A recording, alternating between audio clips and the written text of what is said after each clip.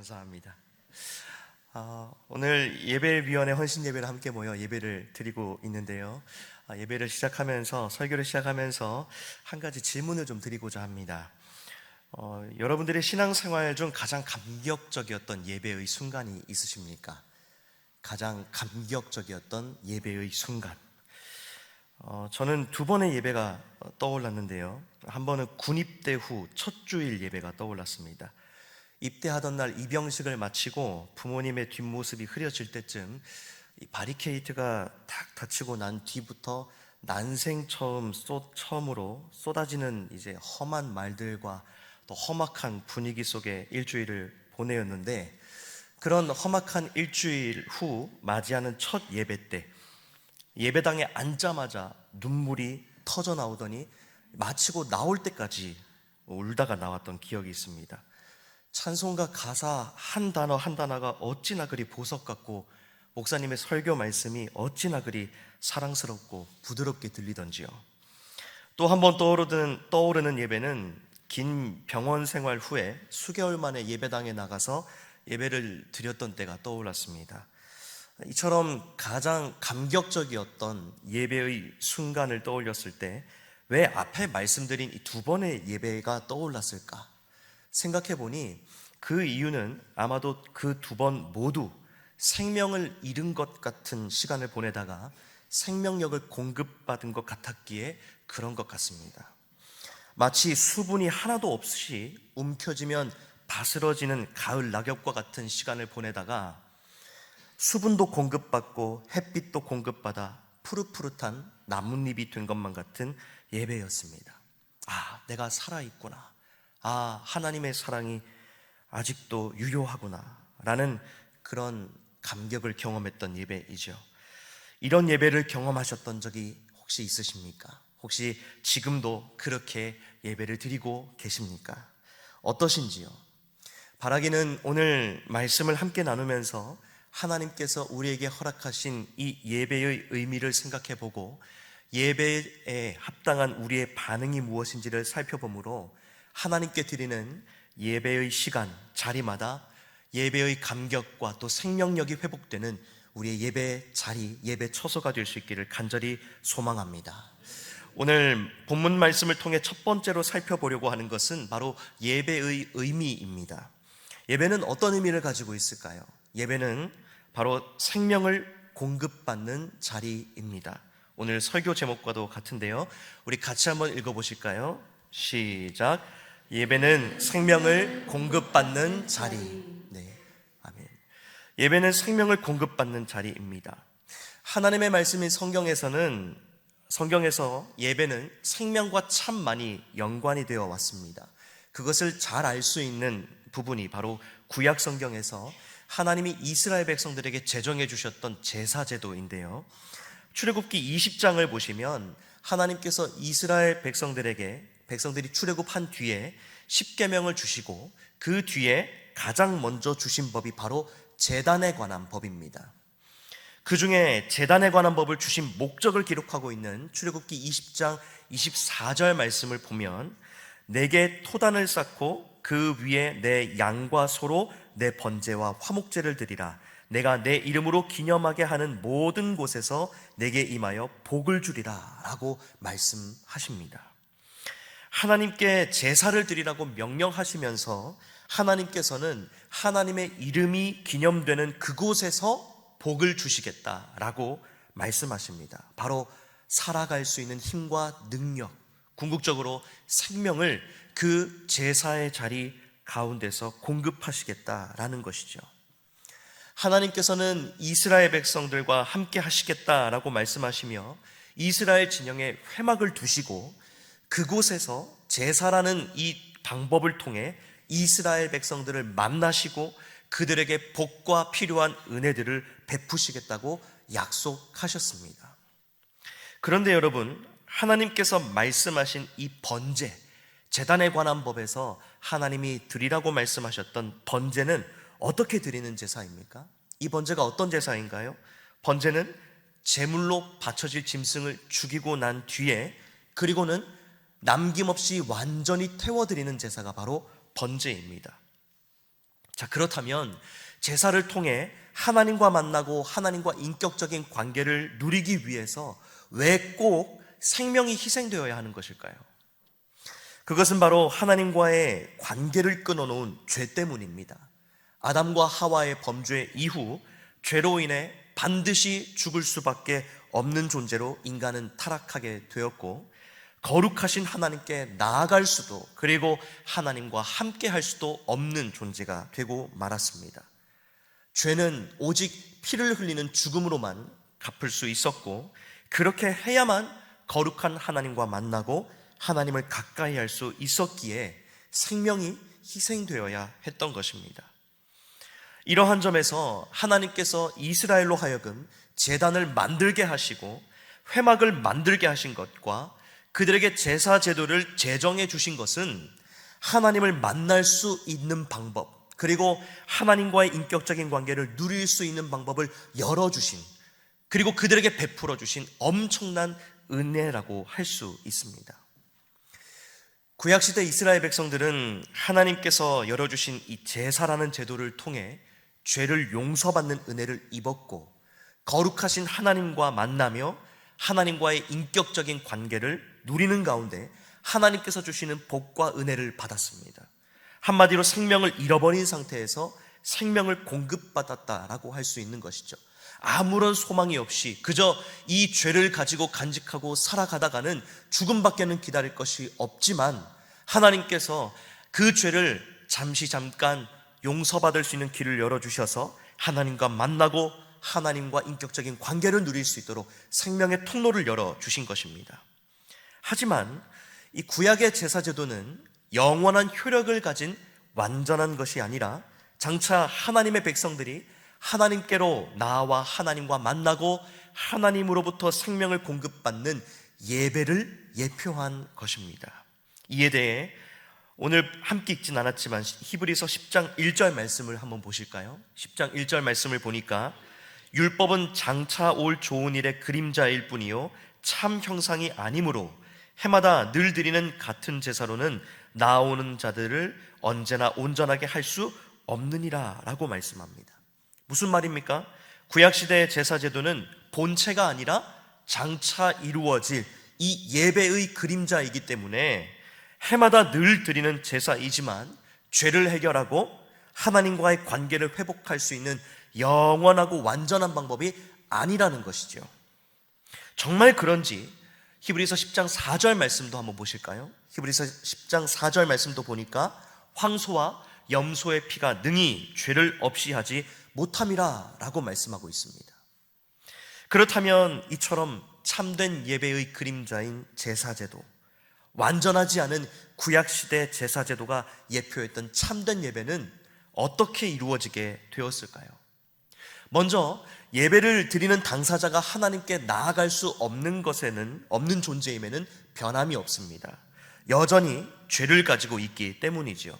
그렇다면 구약시대의 제사처럼 죄를 해결해 줄 수 있는 제물의 죽음, 그리고 생명의 희생이 필요한데요, 제물로서의 죽음과 또 생명의 희생을 담당하신 이가 있으셨으니 바로 그분이 우리 구주 예수 그리스도이신 줄 믿습니다. 오늘 함께 읽진 않았지만 히브리서 10장 10절과 12절 말씀은 원래 하나님께 나아갈 수 없었던 우리가 어떻게 하나님께 나아갈 수 있게 되었는지에 대해 잘 말씀하고 있는데요, 우리 히브리서 10장 10절과 12절 말씀을 같이 한번 읽어보겠습니다. 시작.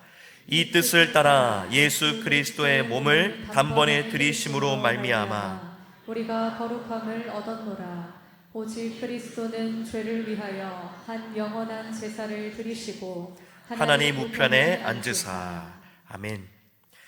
앞서 소와 염소의 피로 드렸던 제사는 해마다 반복해서 드리지만 죄를 없이 하지 못하고 온전하게 할 수 없었습니다. 그런데 방금 읽은 10절과 12절을 보니까 예수 그리스도께서 제물로서 자신의 몸을 단번에 드리심으로, 그리고 영원한 제사를 드리심으로 우리가 하나님께 비로소 나아갈 거룩함을 얻게 되었다라고 말씀하고 있습니다. 여기에서 중요한 표현은 두 가지인데요, 하나는 영원이라는 표현과 또 하나는 단번이라는 표현입니다. 예수 그리스도께서 자신의 몸을 제물로 드리신 사건은 단번이지만, 단 한 번이지만 그것이 영원한 속죄를 가능하게 했다라는 말씀, 그런 의미인 것입니다. 그렇게 해서 여러분, 이루어진 결과가 무엇입니까? 오늘 함께 읽은 본문 19절 말씀에 그렇게 해서 이루어진 결과에 대해 잘 말씀하는데요, 우리 19절 말씀도 같이 한번 읽어보겠습니다. 19절입니다. 시작. 그러므로 형제들아, 우리가 예수의 피를 힘입어 성소에 들어갈 담력을 얻었나니. 아멘. 예수 그리스도께서 영원한 제물로 자신을 단번에 드리신 결과, 우리는 하나님을 만나는 성소, 다른 말로 하면 예배의 자리로 나아갈 자격과 자유, 그리고 확신을 가지게 되었다라는 것입니다. 자, 그런데 19절 말씀을 다시 보시면 성소에 들어갈 담력을 무엇을 힘입어 얻었다라고 말씀합니까? 바로 예수의 피입니다. 피는 생명을 상징하죠. 이어지는 20절을 보니까 구체적으로 예수님의 생명, 예수님의 피가 어떻게 우리로 하여금 예배의 자리로 나아가게 하는지 말씀하는데요, 우리 20절 말씀도 같이 한번 읽어보겠습니다. 20절입니다. 시작. 그 길은 우리를 위하여 휘장 가운데로 열어놓으신 새로운 살 길이요, 휘장은 곧 그의 육체니라. 아멘. 방금 읽은 20절 말씀 보니까 우리에게 열려진 하나님께로 나아가는 길에 대해서 설명을 하는데요, 그 길은 휘장 가운데로 열려진 길이라고 합니다. 그리고 휘장은 곧 그의 육체, 예수님의 육체라고 말합니다. 정리해보면 예수님의 몸 가운데로 열려진 길이라는 뜻입니다. 그런데 그 길에 대한 수식어가 하나 덧붙여져서 앞에 더 붙어져 있습니다. 그 수식어는 바로 새로운 살 길이라는 표현입니다. 그런데 여러분, 이 표현이 무언가 어색하지 않습니까? 길이 새롭고 살아있다라고 말합니다. 생명체에 붙어서 사용되어야 할 어휘인 이 새롭다, 살아있다라는 단어가 생명이 없는 길에 붙어서 지금 사용이 되었습니다.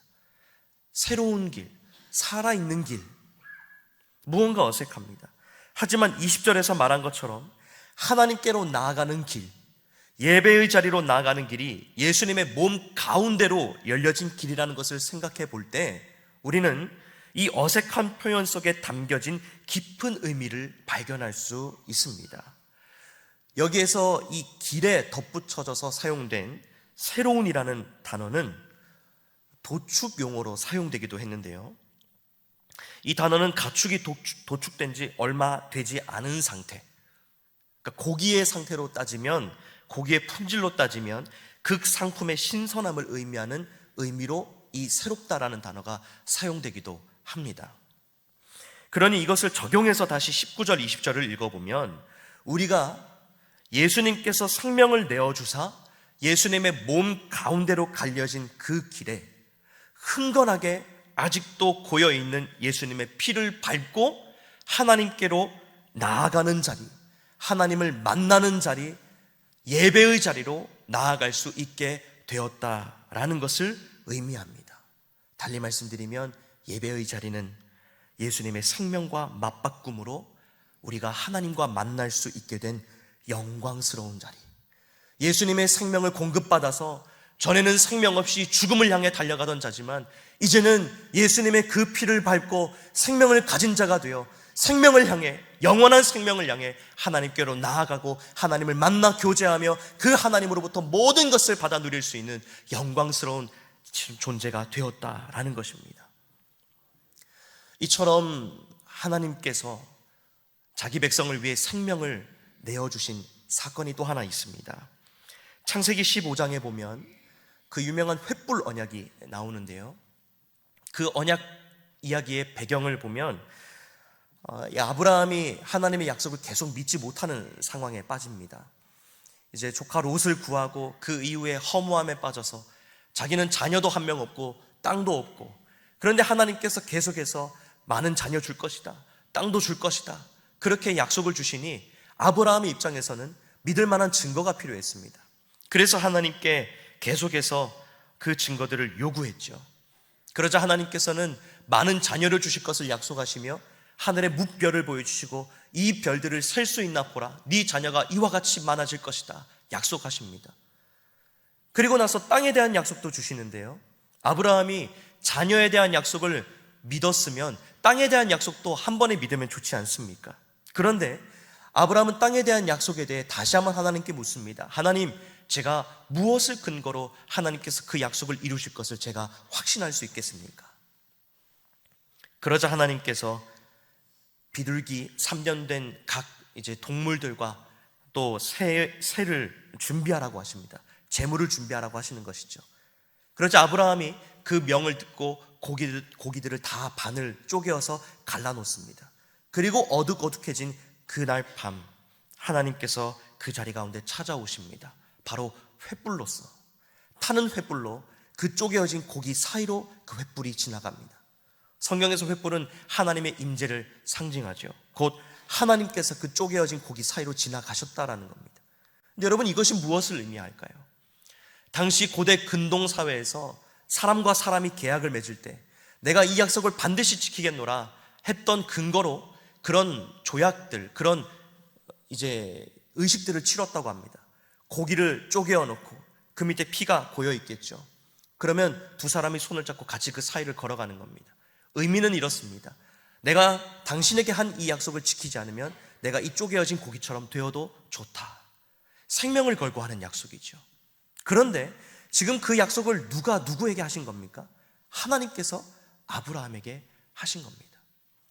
자신의 생명을 걸고 그 약속을 지키겠다, 생명을 내어주시면서 그 약속을 지키겠다, 아브라함이 믿을 수 있도록, 그리고 그 복의 현장 가운데 나아올 수 있도록 아브라함을 설득하셨던 하나님. 그리고 오늘 우리는 이 본문에서 쪼개어진 그 예수님의 몸으로 걸어가는 예배자의 모습을 발견합니다.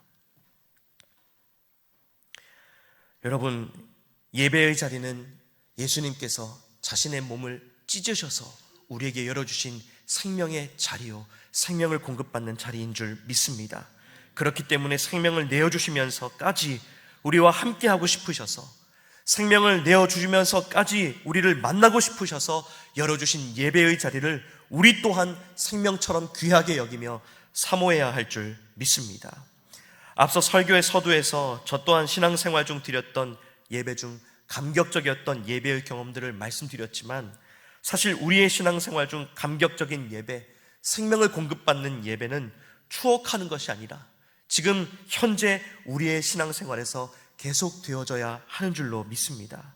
만약 지금 현재 우리가 예배를 통해 생명력을 공급받는 것 같지 않고 예배를 통해 하나님께로 나아갈 수 있게 해주신 그 은혜에 대한 감격이 사그라들었다면 우리의 예배가 하나님께서 받으실 만한 예배인지, 하나님께서 원하시는 예배인지, 내가 진정 하나님 앞에 영과 진리로 예배를 드리고 있는 예배자인지 점검해 보아야 합니다. 간절히 바라기는 저와 여러분 모두, 그리고 오늘 또 헌신을 다짐하신 우리 예배위원들 모두 예수님의 생명과 맞바꾸어 열어주신 이 예배의 자리를 사모할 수 있기를 간절히 소원합니다. 그리하여 22절 하반절과 같이 참 마음과 온전한 믿음으로 하나님께 나아가는 저와 여러분 다 되시기를 주님의 이름으로 축복합니다. 또한 예배를 통해 하나님께서 허락하시는 생명을 공급받는 우리가 되기를 바라며, 우리 신일교회의 모든 예배 모임이 생명이 공급되는 예배 모임이 될 수 있기를 주님의 이름으로 축복합니다. 그런데요, 여러분, 우리가 이렇게 예배를 드림을 통해 이루어가야 하는 모습이 있습니다. 오늘 본문은 하나님께 나아가자라고 끝맺지 않고 예배를 통해 이루어가야 하는 모습에 대해서 계속해서 말씀하고 있습니다. 오늘 본문은 예배를 혼자만 잘 드리면 된다라고 말하고 있지 않습니다. 예배를 통해 공동체에 이루어져야 하는 부분이 분명히 있다라고 말씀을 하는데요, 그중 첫 번째는 바로 예배를 통해 우리는 믿는 도리의 소망을 굳게 잡아야 한다라는 것입니다. 우리 23절 말씀을 같이 한번 읽어보겠습니다. 23절입니다. 시작. 또 약속하신 이는 미쁘시니 우리가 믿는 도리의 소망을 움직이지 말며 굳게 잡고. 아멘. 이 말은 예수 그리스도에 대한 신앙 고백과 소망을 굳게 지켜야 한다라는 뜻인데요, 여기에서 사용된 굳게 잡다라는 단어의 뜻에는 체포하다, 억누르다, 구금하다 라는 뜻이 있습니다. 여러분, 경찰이나 혹은 사법 권력을 가진 분이 범인을, 죄를 범한 사람을 체포하거나 구금할 때 적당한 힘으로 눌러서 제압하지 않지요. 완벽하게 아예 꼼짝 못하도록, 움직일 수 없도록 강한 힘으로 누르며 제압을 합니다. 마치 그것과 같이 예수 그리스도에 대한 신앙 고백과 예수님에 대한 소망을 우리가 지켜갈 때에도 그런 힘으로 해야 된다라는 것입니다. 그런데 이 일이 언제 이루어질 수 있냐면 바로 예배를 통해서 이루어질 수 있습니다. 적당한 힘으로 잡고 있는 것이 아니라 어떤 파도가 와도 절대로 놓치지 않는 힘으로 붙잡아야 하는 것이죠. 두 번째로 예배를 통해 우리 공동체에서 이루어가야 하는 부분은 무엇일까요? 두 번째로는 바로 서로를 돌보고 격려하는 것입니다. 24절 말씀 보시겠습니까? 24절 말씀 보니까 서로 돌아보아 사랑과 선행을 격려하며 라고 말합니다. 여기에서 돌아보다 라는 단어에는 면밀히 살펴보다, 심사숙고하다 라는 뜻이 있습니다. 그리고 격려하다 라는 단어의 뜻에는 앞다투어 하다 라고 하는 열심의 뜻이 있는데요, 그러니 종합해보자면 예배를 통해 그냥 서로를 나와 상관없는 타인 정도로 여기는 것이 아니라 예배의 겉모습만, 구색만 잘 갖춰서 형식적으로 드리고 끝나는 그런 예배가 아니라 그 예배를 통해서는 서로가 서로를 면밀히 살피고 마음을 써서 사랑과 선한 일을 계속해서 베풀고 섬길 수 있도록 부추기고, 또 누군가 섬겨주기 전에 내가 더 잘 섬겨야 되는 공동체가 되어야 된다라는 것이죠. 이것을 이루어 가야 된다라고 말하고 있습니다. 마지막 세 번째로 예배를 통해 이루어 가야 하는 것은 바로 힘써 모이는 것입니다. 25절 말씀 보니까요, 모이기를 패하는 어떤 사람들의 습관과 같이 하지 말고 오직 권하여 그날이 가까움을 볼수록 더욱 그리하자라고 말씀하고 있습니다. 오늘날은 만나고 모이는 것이 불편함으로 다가오는 시대가 되어버렸습니다. 그래서 나와 친분이 없거나 혹은 명분이 없다면 굳이 다른 사람을 만나거나 공동체에 내가 들어가려고도 하지 않고 공동체에 누군가 들어오는 것도 사실 반기지 않으려 합니다. 그런데 안타까운 것은 교회에서도 그런 일들을 종종 마주한다라는 것입니다. 예배든지 목장 모임이든지 불편하게 여겨질 때도 있습니다. 그러나 여러분, 그럴 때마다 예수님께서 우리를 하나님과 만날 수 있도록 하시기 위해 자신의 생명을 제물로 내어주신 은혜를 기억하시기를 바랍니다. 그 사랑, 그 은혜를 기억하면 내가 먼저 가서 섬길 수 있습니다. 누군가 우리 공동체에 들어오겠다라고 하면 반길 수 있고요, 누군가 우리 공동체에 나오지 않겠다라고 하면 찾아가서 그 예수님의 사랑으로 다시 강권하여 붙잡을 수 있는 줄로 믿습니다. 그리고 예배의 자리가 불편하지 않고 잘 참석하시는 분들도 계실 텐데, 그런 분들은 예배와 공동체의 이 모임에 잘 참석하지 못하는 분들을 예수님의 사랑으로 섬겨주시기를 부탁을 드리고, 또 24절의 말씀과 같이 돌보고 또 사랑과 선한 일을 계속 할 수 있도록 앞다투어 섬겨주실 수 있기를 부탁을 드립니다. 다음 주일 우리는 주일 3부 예배 후에 모두 작은 예배로 모이게 됩니다. 그 작은 예배의 자리가 바로 우리 주님께서 생명과 맞바꾸어 하나님께로 나아갈 수 있도록 열어주신 예배의 자리인 줄 믿습니다. 그리고 형식적인 예배뿐만 아니라 그 작은 예배의 자리가 바로 방금 말씀드렸던 세 가지가 가능하게 되는 자리인 줄 믿습니다. 그 세 가지 무엇이었습니까? 바로 믿는 도리의 소망을 굳게 잡을 수 있는 현장인 줄 믿고요, 두 번째로는 또 서로 돌보고 격려할 수 있는, 예수님의 사랑을 실천하며 진정한 예배로 나아가게끔 도와줄 수 있는 현장인 줄 믿습니다. 마지막 세 번째로 모이기를 힘써 또 연습하고 또 계속 거듭하여서 끝끝내는 우리 이 예배의 자리로 나올 수 있도록 붙잡을 수 있는 귀한 섬김의 자리인 줄 믿습니다. 이 작은 예배의 자리, 또 함께 사모하는 마음으로 또 열린 마음으로 함께 섬겨주셔서 이 작은 예배의 자리를 통하여 그냥 구색만, 형식만 갖추어진 그런 예배가 아니라 이 예배 속에 담긴 하나님의 사랑과 예수님의 그 희생이 우리의 작은 예배 현장 가운데도 묻어날 수 있기를 간절히 바랍니다. 아울러 주님의 마음으로 서로를 진심으로 대하며 누가 먼저랄 것 없이 앞다투어 섬기시는 우리 모든 성도님들 될 수 있기를 간절히 소망합니다. 마지막으로 그렇게 예수님의 생명과 맞바꾼 생명이 공급되는 예배 자리, 주님의 사랑과 섬김을 주고받는 예배 자리가 지켜질 수 있도록 모이기에 더욱 힘쓰는 저와 여러분 될 수 있기를, 그리고 우리 신일 공동체가 될 수 있기를 주님의 이름으로 축복합니다. 잠깐 기도하겠습니다.